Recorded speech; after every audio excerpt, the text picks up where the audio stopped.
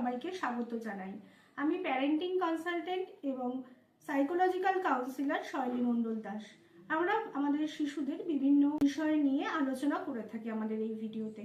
চলুন দেখে নেওয়া যাক আজকের টপিকটি কি।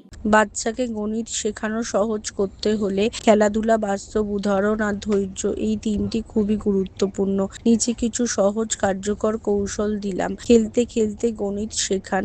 ব্লক, বল, খেলনা গুনতে বলুন। তোমার কাছে কটা চকলেট আছে, এইভাবে প্রশ্ন করুন। লুডো, পাজল, নাম্বার গেম খেলতে দিন। দৈনন্দিন কাজের সঙ্গে সংখ্যা যোগ করুন। সিঁড়ি ওঠার সময় ধাপ গুনুন। বাজারে ফল গুনতে দিন। ঘড়ি দেখে সময় শেখান। ছবি ও রং ব্যবহার করুন। রঙিন চার্ট, ফ্ল্যাশ কার্ড বা সংখ্যা শেখালে বাচ্চারা দ্রুত মনে রাখতে পারে। ছোট ছোট ধাপে শেখান।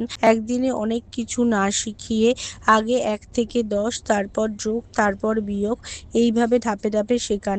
ভুল করলে বকা দেবেন না, ভুল থেকেই শেখা হয়। বাচ্চা ভুল করলে শান্তভাবে আবার বুঝিয়ে দিন। গান ও ছড়া ব্যবহার করুন। নামতা বা সংখ্যা নিয়ে ছড়া ও গান বাচ্চাদের দ্রুত শেখাতে সাহায্য করে।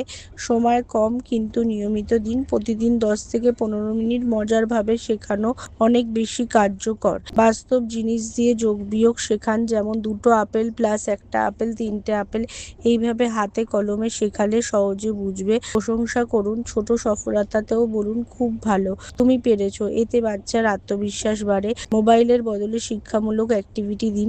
সবসময় ভিডিও না দেখিয়ে কাগজ, কলম, ব্লক বা বোর্ড ব্যবহার করুন। গণিতকে যদি ভয়ের বিষয় না বানিয়ে মজার খেলনা বানানো যায়, তাহলে বাচ্চারা দ্রুত শিখে ফেলে।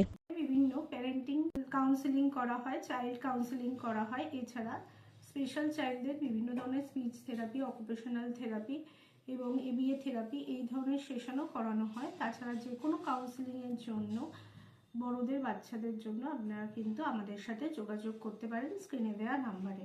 আমরা কিন্তু অতি সহজ পদ্ধতিতে আপনাদের সমস্যার সমাধান করে দিতে পারবো। নমস্কার।